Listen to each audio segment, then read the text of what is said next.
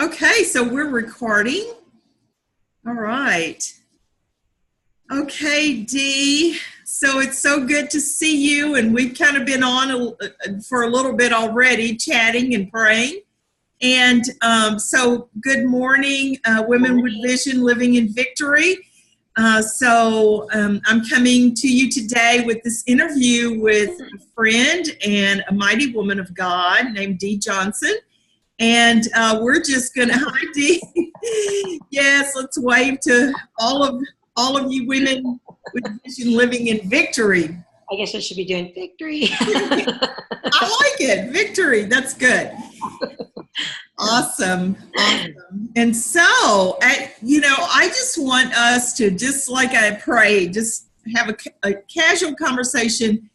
Part of the purpose of this whole group, Women with Vision, that I believe the Lord gave me was really just to encourage one another with one main thing is with each other's story.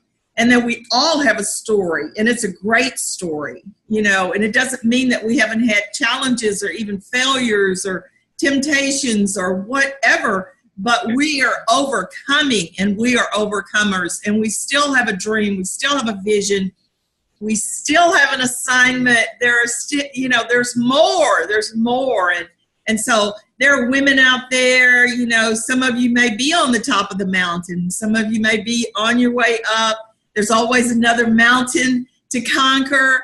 And some of you may be in the valley, but we just want to give God glory by honoring what he's done in our lives and what he's doing in our lives. And I could think of no one better, because I've talked to you, Dee, and I remember when we first kind of connected and you were sharing your testimony. Oh my goodness. So before we get into that, I want you to just tell me about yourself and whatever, your family and where you live, that kind of stuff. Okay. Well, I'm Dee and Johnson, and I live in Austin, Texas. Right now it is very toasty here. So in the cool part of the country. I wish I were there. But anyway, it's kind of fun. I have been married for 22 years, and I have 2 children. My son is 19. My daughter is 17. My daughter just graduated from high school. So both of my babies are launching into life. So I'm at an interesting part of my life because there's a lot of change taking place, and a lot of anticipation and excitement and all the things that go with launching kids into life, and but then again, finding your own path. What are you going to do from here on out now that I'm not going to be taking care of kids anymore? So anyway, so just exciting times in my life. Yeah. That's awesome. And just to let the ladies know, the way that we met, you are a certified John Maxwell coach. Yes. And so I always try to reach out to the coaches in the area, especially John Maxwell. We all have that DNA about personal growth and development and so many awesome things. But then we had the John Maxwell team had a Christmas party last December, and I initially met you there. Yeah. We're like really connected and wanted to go for coffee, and that led to you taking the Blueprint for Success program that I have, and we really got to know each other through that, and I really got to hear your heart and your vision, and it was like iron sharpening iron, and it was just so amazing. So that's how Dee and I met, and we've stayed in touch, and we'll continue. And then also you sell the New Skin products. You're a distributor for that, and then you hooked me up. I'm telling you, I got skincare. It was just a blessing. And so tell them a little bit about that you're doing. So well, you're a counselor, and you also do that as well. And you're a John Maxwell coach. So yeah, I wear many hats. Yes, yes. But when you are an entrepreneur and just a person who God has blessed to me, God has given me the gift of just always wanting to better myself. And so I am a school counselor, have done that. I've been an educator for 20 years, and took a little break in between to raise my kids, but total 20 years. I was a classroom teacher for a while, and for 12 years, and then the last 9 years have been a school counselor. So, or going into my 9th year. So anyway, so it's been, exciting, but through it all, when I married my husband, I actually married into New Skin. And so we've been doing that for the last 22 years, or I have. He's been doing it for a lot longer. So we have, all these great products. It's one thing I've learned, and especially in the last probably, and this hopefully will encourage people out there, direct sales, I know for a while was kind of one of those things that everybody was like, oh, don't talk to me about a product. But, we all are direct sellers of some sort. And the one thing that I'm seeing, especially at this time in history, is that's kind of coming back. Amazon is nothing but a direct seller. And so, if you're in a company, a marketing company, a network marketing company, be encouraged, because you know what? You're not doing anything different than Amazon. The only thing is the middleman's being cut out. And, and I want to encourage you to pursue that if that's something that you're, passionate about, because I always think about there was a commercial in the 70s for Fabergé shampoo. And I don't know if some of you may remember it, some of you may not be old enough to remember it, but the premise was it showed a picture just kind of like what we're looking at on Zoom of two people that says, and they told two people, and they told two people, and you just kept seeing all these pictures pop up on the screen. And, and that's what it's all about. And it's actually even kind of what we're doing here, is we're encouraging each other by, talking, and we'll tell people, and, it grows like that. So, in that journey, I've learned a lot about the power of what I do. Yes, and there are a lot of things, and we'll be getting into that in a little bit, that you do, in terms of disciplining yourself, and things that, like, we're going to talk about vision boards, and how you stay disciplined and focused and positive, and all these ingredients and more that play into you being the success that you are. And so, but before we get into that, I remember when you and I connected, and we kind of shared each other's heart, and, our past and all that. I remember you telling me this amazing testimony that, you told me about your dad, and, and I don't know how often that you tell that, what platform, but if you're comfortable with whatever part of that testimony of what God did into your life, and how you came to know the Lord, and make that, step in the direction that you've been living for many, many years, I think that's going to give people encouragement, because you were a prodigal at one time. And I know I've shared before that, I have two prodigals. And so this is a great testimony. And I would like for you to share whatever part of that you feel comfortable with sharing. Okay. Yeah. No, I've shared my testimony a lot, because, all of us are on a journey in life, and it started somewhere. And when I was in high school, I grew up in small rural Wyoming, and in high school, I wasn't a popular kid. But I wasn't one of the smart kids either. I was just kind of one of the wallflowers. And, we all seek to have people, every human wants to be accepted. We want to be valued. We want to feel like we have purpose and we matter. And unfortunately, in the pursuit of trying to find those things as a young girl in high school, I fell off into the wrong crowd. And it started me on about a 10-year journey of, just some pretty hard living, a lot of drugs, a lot of alcohol, a lot of situations and things that just weren't good for me as a person. And in 1986, the drug use actually led to a drug overdose. And when I had that drug overdose, they actually had to paddle my heart and bring me back. Wow.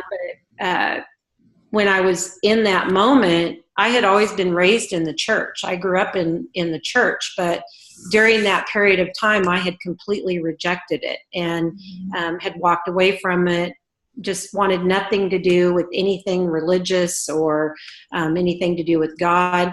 But when I laid in that hospital and I knew I was dying at about 22 years old, I knew that if I died, I was going to go to hell. And that realization, and I remember being afraid, and I remember feeling very cold, and I remember thinking, oh my gosh, I don't want my parents to have to tell people that I died of a drug overdose. And in that moment, I felt a warmth, and I felt a security, and it wasn't an audible voice. It was just a knowledge that said, it's not your time.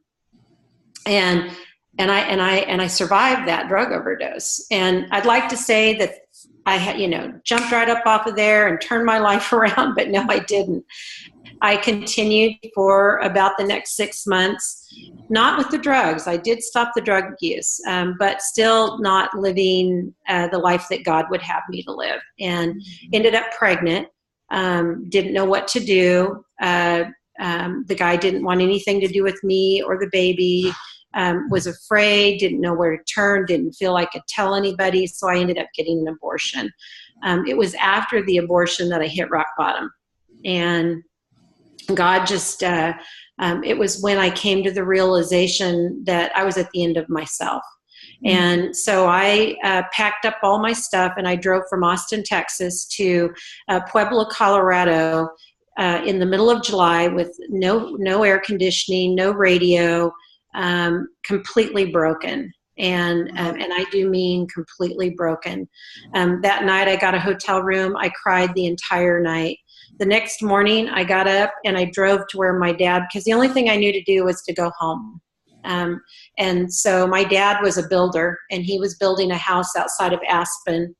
And I went there and he came down, he was up on a roof. I remember when I pulled up on the job site, he came down, he walked over and he just gave me a big hug, handed me a tool belt and said, this and this, I mean, he didn't condemn me.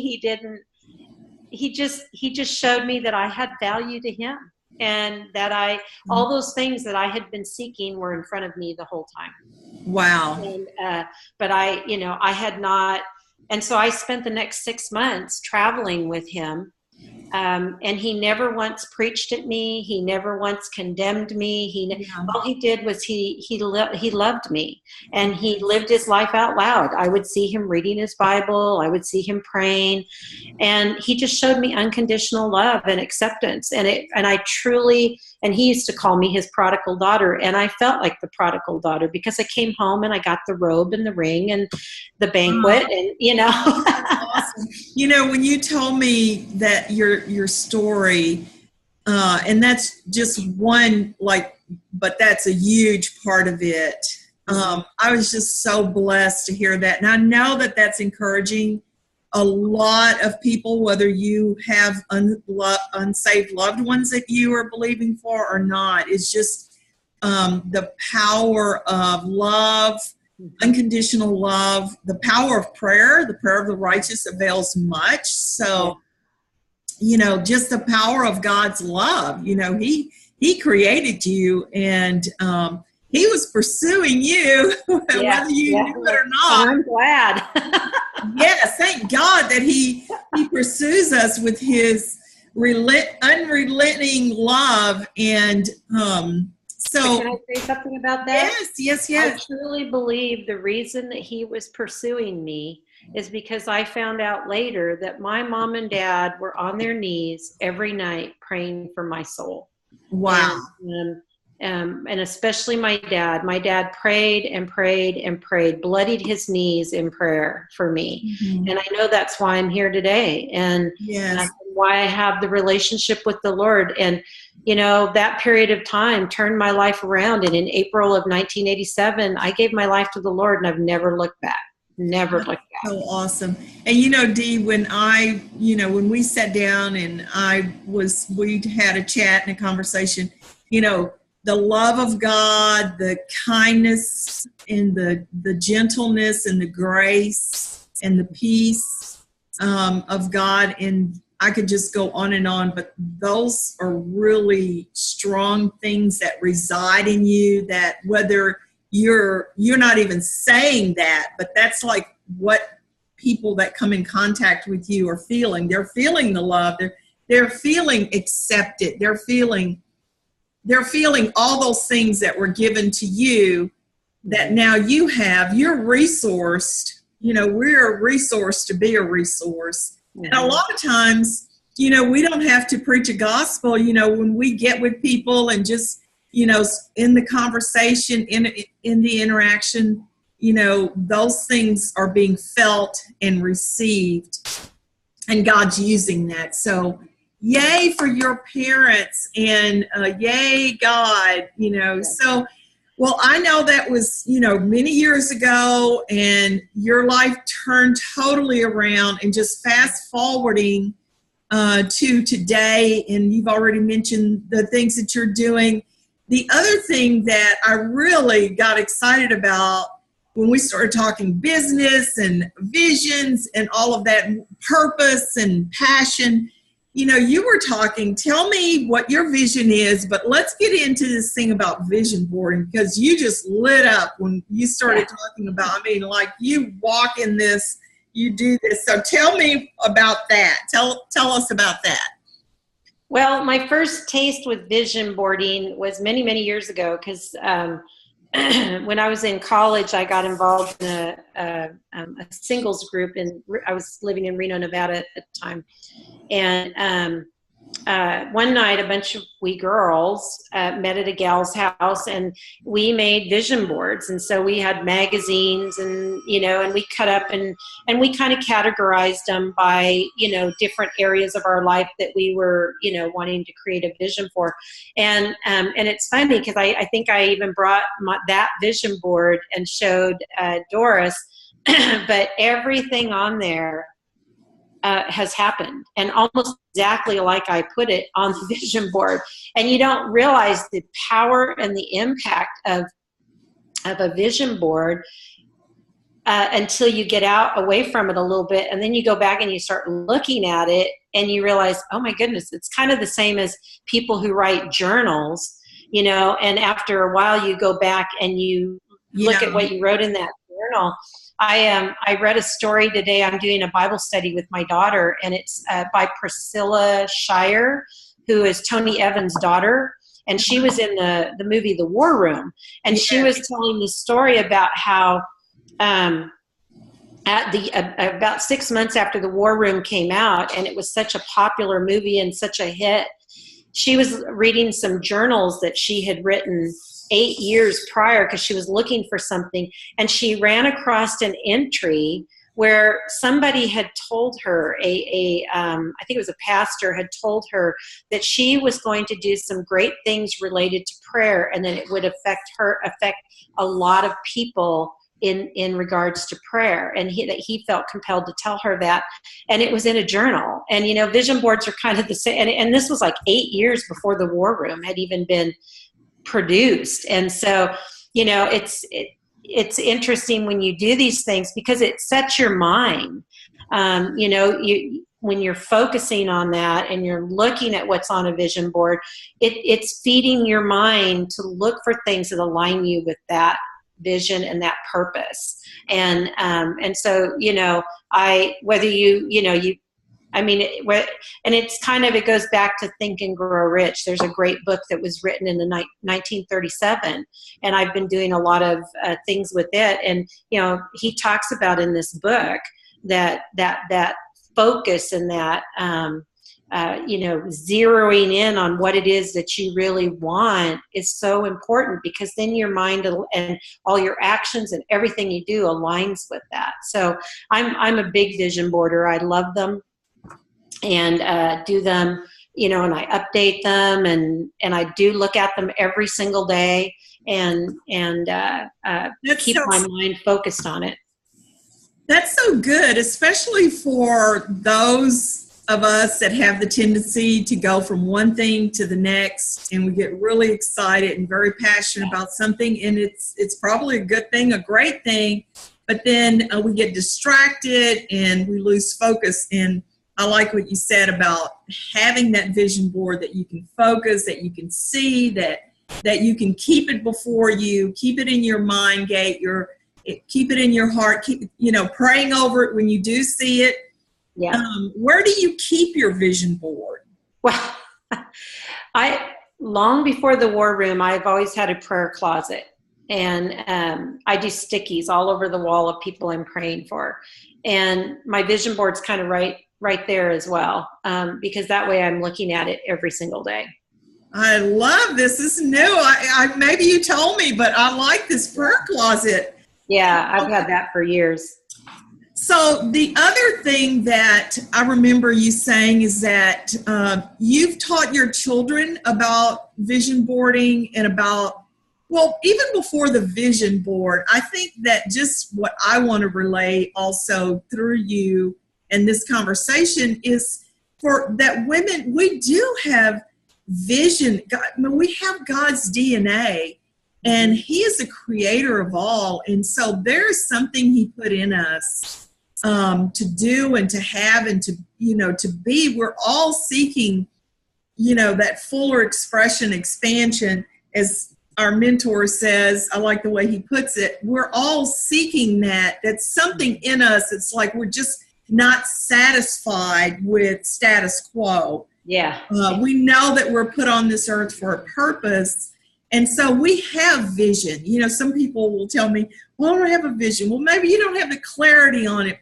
But it's, if someone were to sit down with you and ask you the right questions and talk you through it, then you would have a vision. It would come alive. It would be something that we could put on paper. And so I want to encourage the women with, you have a dream, you have a vision, and yes, it may change, 20 years old and 50 years old, you're expressing it in different ways, but there's something that God's put in your heart that He wants you to partner with Him and co-labor with Him and co-create with Him and bring it to pass. Yeah. And so, I think that Sorry about that.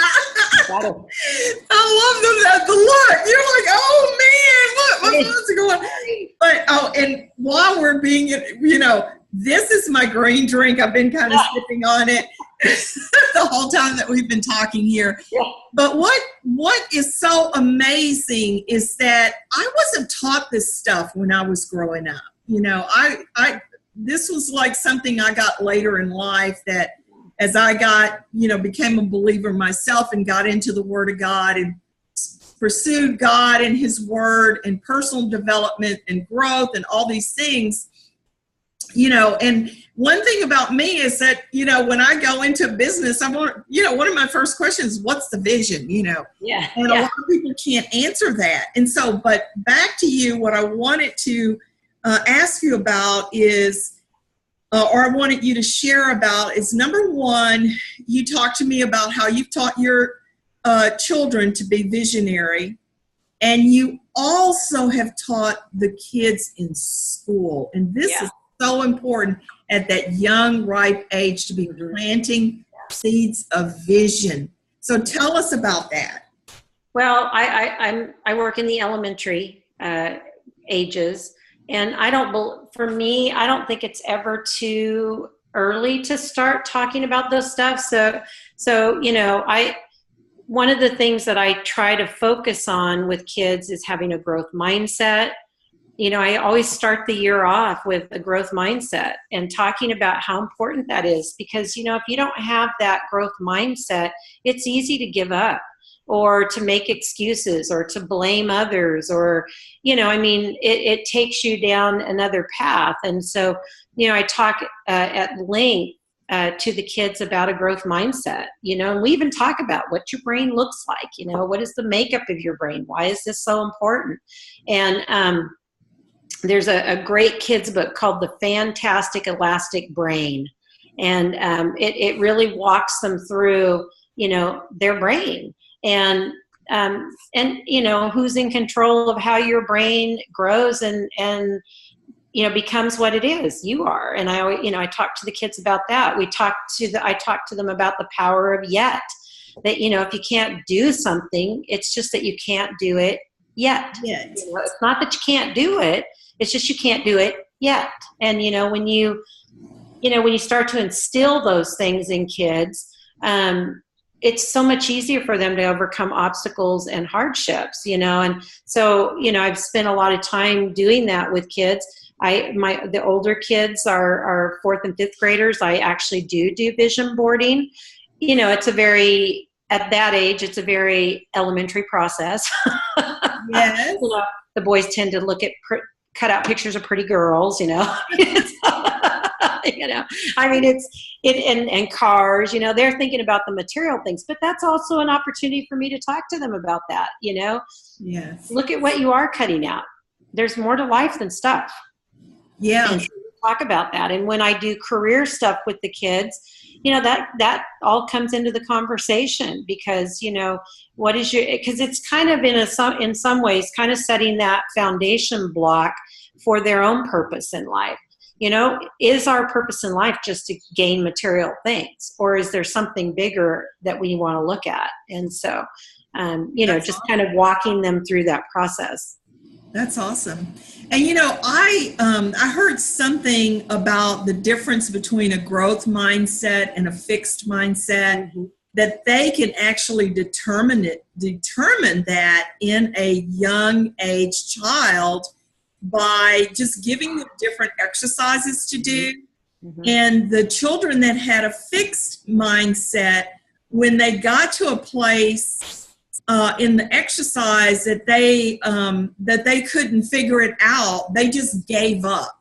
Yeah. And the children with the growth mindset asked questions. They kept trying to work on it to come up with, figure it out. And, that is something that I think is so important at an early age to instill in children. And I'm thankful that you're in the school system, and you're one of those shining lights in that system, planting those seeds and pouring into the children. So the work you've done in that arena has been powerful and influential, and I'm sure that over the years, will make such a difference, even in children. I like to encourage you in this, because I think teachers need encouragement, and counselors and all those people in the school system. It may not look like it's working now, but we know when a seed is planted, it may not look like it's working for a while before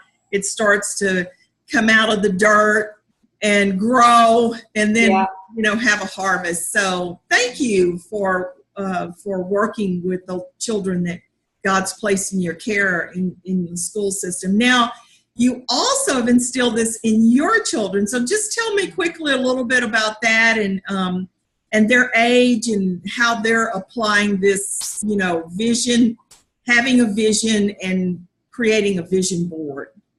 Well, I just my husband and I both have always been personal development junkies.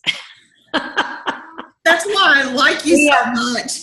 Yeah, shelves and shelves. Jesus.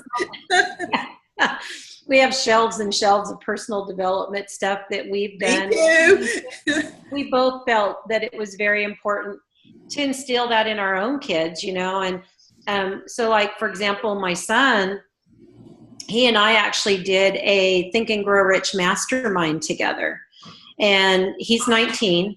And, when he got out of high school, he wanted to take a gap year, and which is, I guess, a pretty common practice these days with the kids coming out of high school. A lot of them like to do that. And he didn't know exactly what he wanted to do, and began through that mastermind, really started putting into place some things that he wanted to do. And he was really interested in the television industry. And so he just had all these ideas. He's always been a great writer and creative thinker, and had all these ideas about things he wanted to do. And so he just started calling producers and submitting proposals. And he now has 2 shows that are being looked at by networks that are actually already in development. So that is amazing. The power of vision. But it's that, that Think and Grow Rich, that perseverance, that aligning your thoughts with what you want, things like that. And my daughter is doing the same thing. She's 17. She decided to do a self-paced. She actually was a junior this last year, but decided to do a self-paced high school because she was just kind of tired of all the stuff that goes on in high school. And so she had to finish her junior and senior year, and she finished both her junior and senior year in 65 days. That's amazing. So, but just, focused and had a goal, and, so, I mean, I think that over time, doing all the, pouring into them that growth mindset, that being a vision. In fact, they're leaving right now. Bye, guys. Okay. Doing all those things, I think it's allowing them as young people to really, spread their wings early. And yes. I mean, I wish every day somebody that I would have had these same things available to me when I was their age. I might not have, been such a knothead, but. Well, one good thing about it, I love what you're doing and how you and your husband are teaching your children about not only the Lord and living the life as a Christian, as a believer, but just that whole personal growth, that growth mindset, and, going after the things in your heart. Mm-hmm. And yes, I know, but me too. I felt like, wow, if I'd had that when I was at their age, how much further along I would be. But then I want to encourage, even with that said, that thought, I know not with me, and I don't think you, makes us give up. But a lot of people, think, well, I didn't have that, therefore, that's why, I'm where I am or whatever. But I just want to encourage the ladies that God can redeem the time. Yes, He can. And if you will partner with Him and co-labor with Him, whatever's in your heart, God will begin to give you the grace and the resources. Actually, our mentor says if we have the idea, that means we're already resourced with what it takes to bring it to pass. That doesn't mean that you don't have to, start somewhere, that you've got to get good, you've got to get, support and help. So you still have to go through the process of it. But the point is, if we had the idea, if we have the desire, God's already put in our DNA everything that it takes to bring it to pass. Isn't that good news? Yeah. Well, and I think in the Think and Grow Rich book, he calls it self-limiting beliefs that we have about ourselves, and that's the fixed mindset. That's part of what we have to overcome. And spiritually, we can have fixed mindsets about our spiritual growth and who we are as creatures in God. And, God can put some incredible visions in our hearts and on our minds through the Holy Spirit. But if we've got blocks that we've set up, he can't manifest that work to its fullest extent, you know? Yes, that's so good. And I think the last recording I did for this group, Women with Vision Living in Victory, was about limiting beliefs. But I mean, you could teach forever on that. I took a small stab at it. And I'm the queen of it. We both, we're in this process. We've never arrived, but you know, God peels the layers back and we deal with what he's showing us, because that's what we have grace for. And then there'll be something else that may come up. So we stay encouraged because we know that we're moving forward. And I see you as a woman with vision, and I see you living in this victory, and I see you moving forward. And I see that, no, not everything's perfect for any of us, but that you're being very intentional about what the desires that God's put on your heart and the things that you're wanting to bring to pass. So I applaud you in that. And I just want to encourage the women to just begin to pray. You know, I believe that through this group that the Holy Spirit's going to just breathe and blow a fresh wind and on some of the dreams and the visions that are laying dormant, that maybe you stepped out and tried and it didn't work out and you gave up, and but that dream and that seed is still there. So I'm just believing God for great things and great encouragement from this group. Now, let me just make sure that we've covered, I know we're kind of coming to the end. Okay, so the last thing that I wanted to have you just to give the women one word of encouragement, and hopefully this has all been really great encouragement for even women with children, and just the things that you said about planting those seeds, that they have a dream and a vision. What would you say to the ladies, just as a takeaway? Just remember this, be encouraged. Well, I think, you know, again, we're all on a journey. And even though I've shared some positive things about my journey, you know, every day is a new day. And every day brings its challenges. You know, it's not perfect. It's not,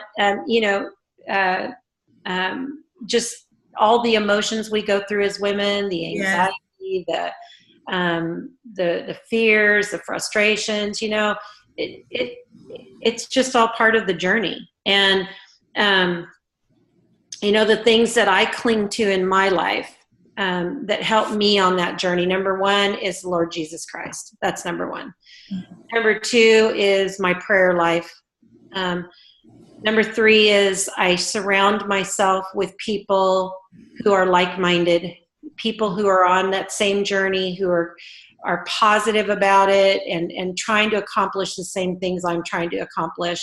And, you know, and probably the fourth thing that I try to do is I try to be introspective. I try to look at myself, evaluate, is there an area of growth that I need to meet? And I've had many, and I continue to have many. I mean, you know, John Maxwell, you know, one of his things is sometimes you win, sometimes you learn, you know, and I can't tell you how many times I've told people that, because, you know, life is about learning. But years ago, I know in business, we used to call it, are you coachable and teachable? And if we ever think we've arrived, any of us ever think we've arrived and we don't need to know anything else, then that's sad, you know, because we never arrive. I'll arrive the day they put me in a casket, in the ground, you know, and that'll be when I arrive. Until then, I'm on my journey, and I am learning and growing and changing. And, you know, I just try to keep my growth mindset and keep my eyes focused on the path that has been set before me. I mean, my journey was set long before I was even a thought. So, you know, I'm trying to focus more on that path and not my own. So, and that's good. I like that, because that journey, like you said, God knew us and created us before the foundations of the world. That's what I hear you saying, that journey was set long before. And really, our life, to me, my life has been totally about, and let me know if you agree, getting in alignment with what God had already done. You know, we're just getting in alignment. It's unfolding, evolving. We're discovering it and getting in alignment with what God already decided. And what he decided for us is amazing. It's exceedingly abundantly above all that we could ever ask, think, dream, or imagine. It's bigger than what our plans, and we make great big plans, but God's plans are always much bigger. Yeah, they are. That's good news. Yeah. And I like that you're very transparent, and none of us have it all together. We're on this, it is a journey, day by day, moment by moment. Mm-hmm. And so I love you, Dee, and I love, just getting time to, whenever I get to chat with you, whether it's in person or via Zoom, it's a good day because you make me better. And so I would just like us to close, and I just ask you to just to pray whatever's on your heart for the women with vision living in victory. Okay. All right. And I love talking to you too. So, this is one of the people I align with my life because they make it better. Same here. Okay. Dear precious Jesus, we just come before you right now, and we just thank you that we have these times and these moments to spend time together, to be real with each other, to encourage each other, to lift each other up. And Lord, I just thank you for Doris and for her heart to lead a group of us on this journey of just doing life together. And Lord, I know that life is not perfect, not by any stretch of the imagination. And Lord, I just thank you that we have you as our guiding light. We have you as the one we can look to in our most difficult times. And Lord, I thank you for all that you have done and all that you are going to do. I know that for each of us, our story is, just full of you. When we look back over it, we can see your handprint everywhere. And so, Lord, I just pray that you will bless the women that are on this or watching this video. And I pray that you will just have them come back and watch all the recordings and watch all the interviews. And Lord, I look forward to hearing from them as well and learning and growing. And we just pray all these things in your Son's holy and precious name. Amen. Amen. Well, thank you so much, Dee, and I appreciate you. And I know that this is going to be great for just encouragement.